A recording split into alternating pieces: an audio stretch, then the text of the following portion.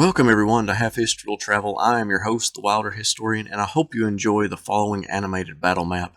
If you want to vote on the next animation or want to support the channel, you can check out the Patreon page. The link is in the description below. Lieutenant Evan Shields saw the general crash onto the damp ground.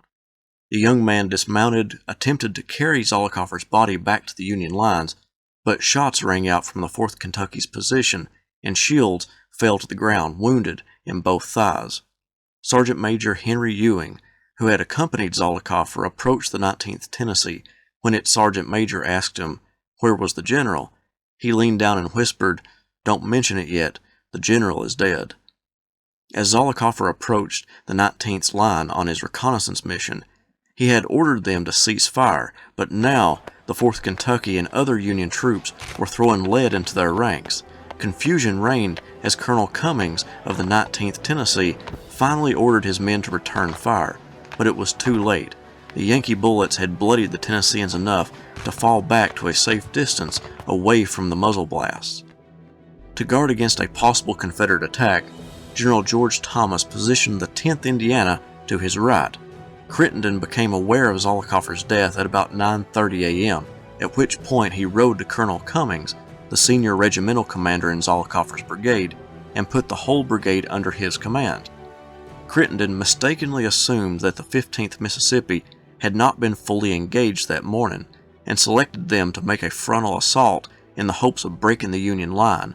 Then the rest of the brigade and Carroll's brigade would rush forward and take advantage. In reality, the Mississippians were exhausted from their firefights with the blue troops. Both sides brought up artillery support on either end of the cornfield through which the 15th would attack. The Mississippians stepped out of the ravine with a rebel yell and came under fire from Union artillery on their right. The Southern artillery could not deliver any support because they would be risking hitting their own men. Adjutant James Benford of the 15th Mississippi remembered, "Seeing the artillery in the act of firing, I called, 'Look out, boys,' and threw myself first to the ground. I had scarcely hit the ground before a charge of grape shot came whizzing through our ranks and seemed to almost lift Company D off the ground. Several men were killed and wounded by that fire. As I lay on the ground with my sword in my right hand and pistol in my left, a man fell across each arm. I threw my right arm from under the dead and reached over him and picked up my sword, and drew my left arm also from under a dead man, bringing my pistol with it, which I noticed blood running down the barrel."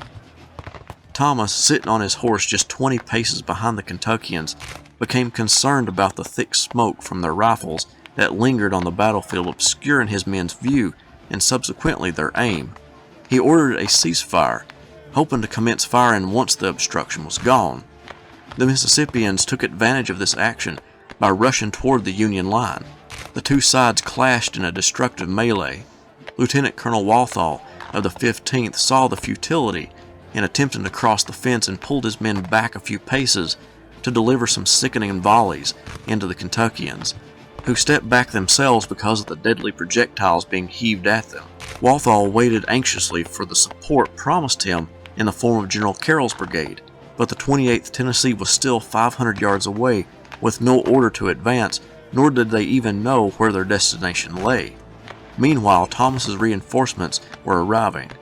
The 2nd Minnesota filed into the left of the 4th Kentucky, and the 9th Ohio went to support the 10th Indiana. Crittenden, seeing the desperate situation in which his Mississippians were in, sent a courier to Colonel Battle of the 20th Tennessee to advance alongside the 15th. The Tennesseans rushed to their comrades' aid.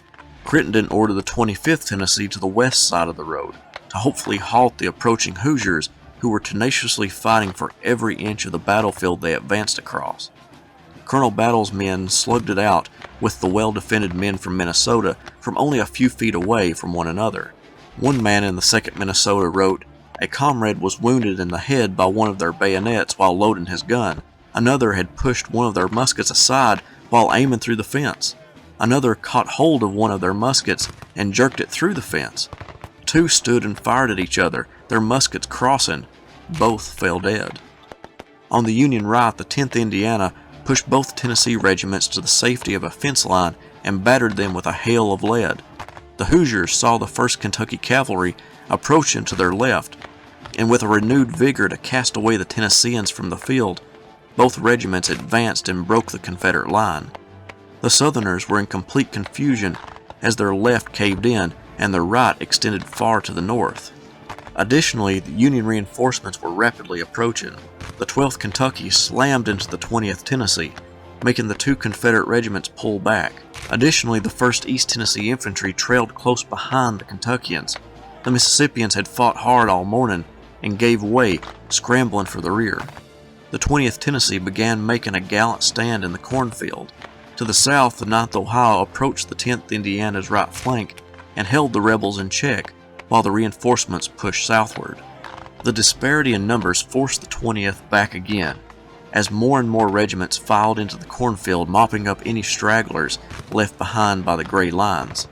Eventually, those Tennesseans could take no more and fell back at a rapid pace.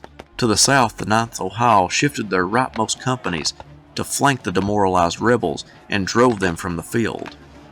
Thomas's troops did not stop there. They pursued the retreating enemy all the way to their encampment, where the little resistance did nothing to stop the victorious blue troops.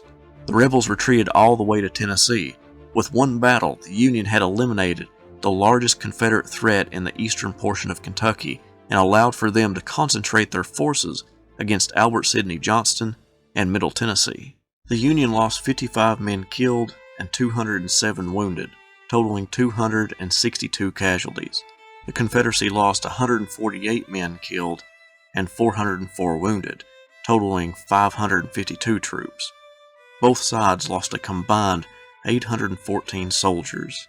Thank you all so much for watching. I hope you enjoyed this animation, and I'll see you next time. Historian, where do you roam? Historian, far from home. Have history will travel reads the card of a man, a professor with knowledge in the heartland. To educate the world is his mission. A professor of fortune is a man called